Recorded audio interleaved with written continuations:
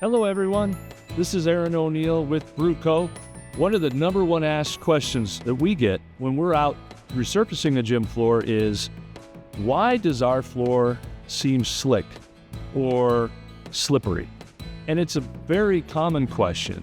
So we're going to simply show you in this video a very simple test that you can do yourself at your facility to find out if it's really just particulate on the floor or whether it's something bigger.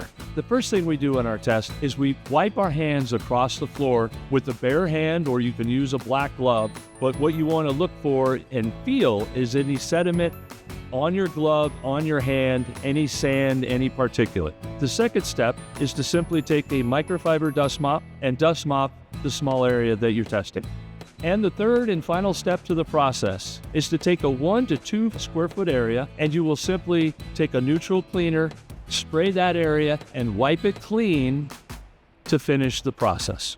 You should be able to feel a significant difference in grip after this test. Now that you've seen this video, you should be able to really understand is to simply dust mop, preferably with a microfiber, and auto scrub is the best way to maintain your gym floors and to keep them tacky year-round. Thank you very much for watching the video. I hope it was very informative and helpful.